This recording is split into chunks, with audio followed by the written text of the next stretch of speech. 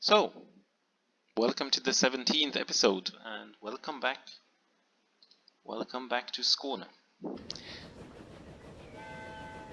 And there we left the station. So we started at Kristianstad today, and we are heading on a brand new line going to Sölvesborg. So welcome back, and there has been a break, so to say. Too much distraction. The first of them being Transport Fever 2, of course. Which my old computer didn't really manage that well, but the campaigns were playable anyway. And then we had Christmas, some travels, and a new computer for gaming. So changing the old AMD A10 processor out. So hopefully everything will work much smoother. So as I said, we started in Kristianstad, which is linked to the main line by Kristianstad-Hässleholms railway that we visited the opening of a few episodes ago. But now we are heading east. So we left Kristianstad and we are heading to Blekinge as first station. Blekinge is an area that is rich in archaeological finds. It's also a big agriculture area, and famous for the battle at Blekinge in 1710 in January, where Sweden met Denmark and Denmark won. So that's the first station on the line. This line was actually planned already in 1865. When Kristianstad got the railway and the connection to the main line, Sölvesborg started to work on a connection to Kristianstad. So surveys were made, costs were calculated, and a proposition was sent to the state. That included, of course, a generous state loan. State said nope. So it was redone, and instead of a normal gauge railway, it was redone into an 891mm, which is Swedish narrow gauge, and the state said nope. So they had to try again, and on the third attempt they cut all the costs they could. So everything was built as simple as possible, including station houses, bridges, everything, because you could always improve it later. So costs were cut, and the gauge was chosen to be 1067mm, which is kind of a weird compromise, and it still means that everything needs to be reloaded everywhere, but that was the way it was built, and that was the first railway in this area built in that gauge, and that would be the standard here actually, because we are heading into Blekinge, and now we're stopping at Bromölla station. The station was built on a long walking distance from a small village called Ivetofta, but the area is rich in kaolinite, which is used for porcelain making. So a porcelain factory grew up here, the Sölve porcelain factory. So if you've ever been to Sweden, you will see toilets everywhere saying Sölve, because that's the thing here. That's what they produce. Sanitation, porcelain, so toilets, washstands and stuff like that. Bathtubs. And it's still produced today.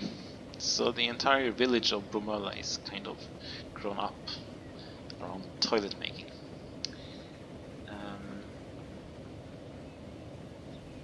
And as we head on to the final station, we can see the small ruin of Sölvesborg castle to the left here, because now we are heading into Sölvesborg, which is the end station. So this is a very short trip today.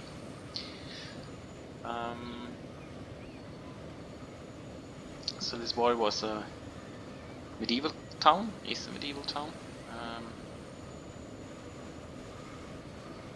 It has among the earliest rune stones in Sweden,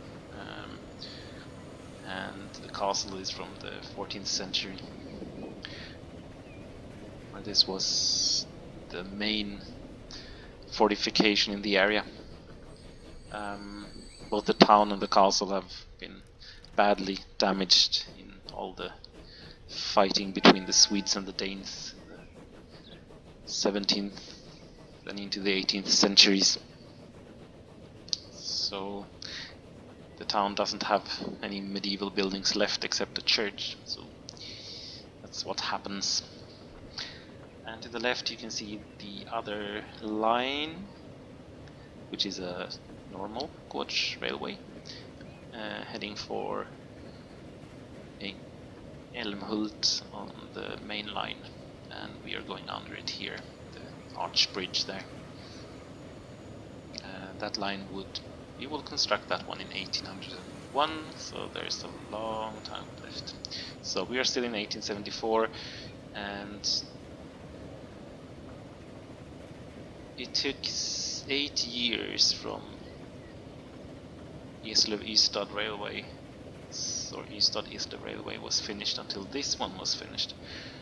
So there were no railways built in 8 years, but in 1874 there were none less than 3 new railways. So this was the first one we are trying out today. And the other 2 will come a little bit later.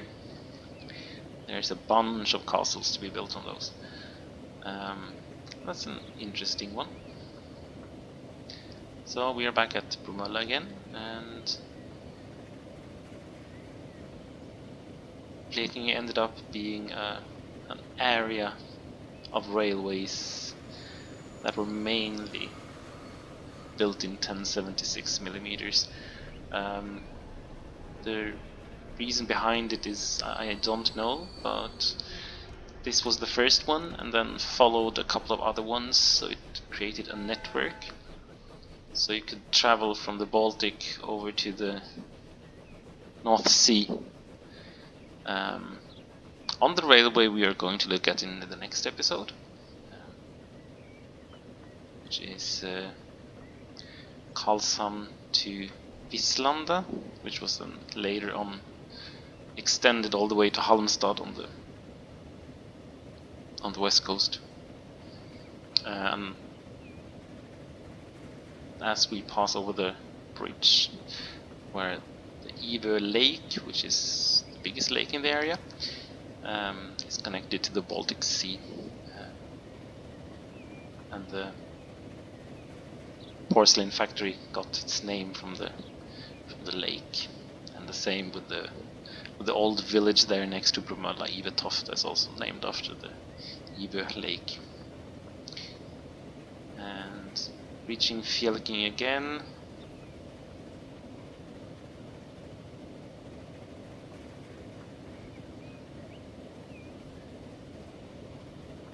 And then we will continue towards Kristianstad. This is actually the 4th time I'm making this episode, because new computer and new stuff did not work as well as I thought it would. So sometimes I didn't get any sound, or I just got a lot of background sound, so I'm a little bit afraid that it will be not so good this time either. We'll see. We will see. So as we head towards Kristianstad, there is another railway also connecting in from the same side as us. That will continue north though. We went east from Kristianstad. And that's also a 1435 millimeters. So we have a next to the service area there's a small freight yard that is a joint freight yard with two different gorges, but they don't cross rails with each other, they're just reloading areas, so they're like two separate reloading areas next to each other. I choose not to do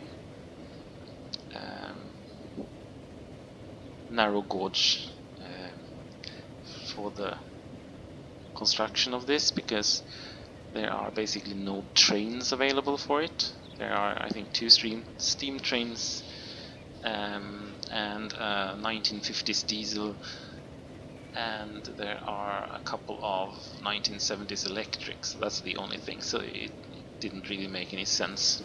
So I decided not to use narrow gauge, even if there is narrow gauge lines, because of the rolling material isn't there. So we are crossing the freight yard and we'll go to the left here into the station, where also the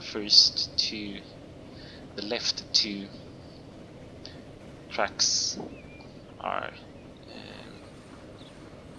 narrow gauge, and the rest of the station is normal. So back at Kristianstad again. So thank you for watching, and this was a short episode though. So I'll see you again soon, I hope. So until then, have a really nice time. Bye.